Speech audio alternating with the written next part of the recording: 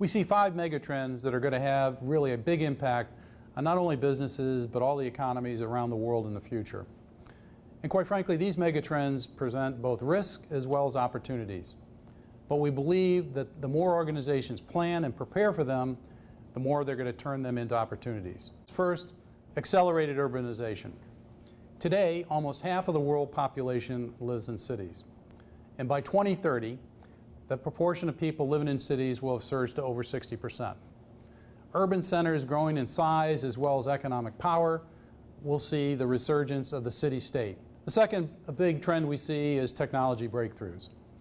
As we all know, technology has always shaped society and commerce in really unpredictable ways, changing customer behavior, spawning new enterprises, and wiping out existing businesses that are simply unable to keep pace.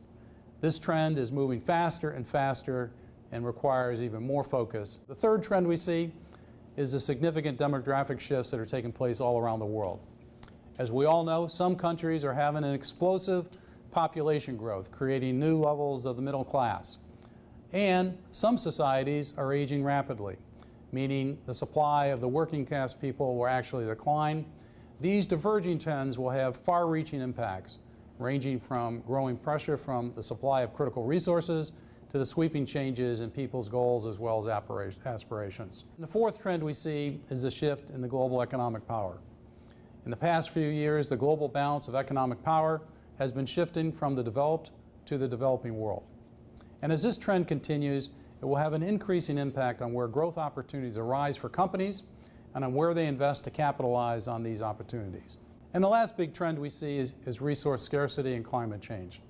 For example, current estimates suggest that the world carbon emissions from burning fossil fuels, whether it be coal, oil, and gas, will rise by 16% between now and just 2030.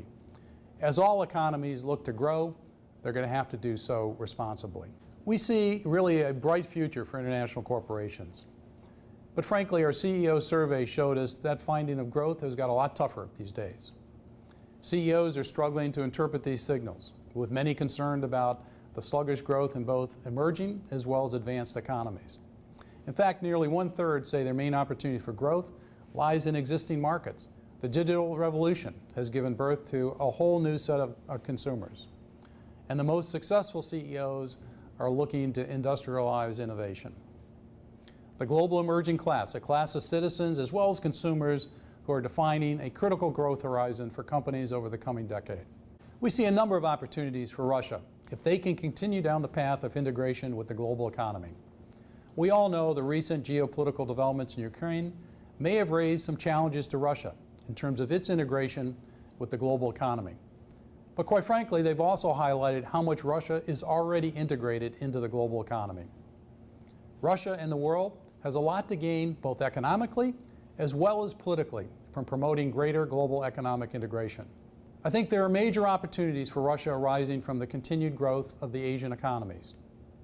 This is part of what at PwC we've identified as a global megatrend, and that is the shift in economic power, which will create a much more multipolar world. If Russia continues down the path of being an open economy, Russia can play an important role as an economic bridge between the East and the West.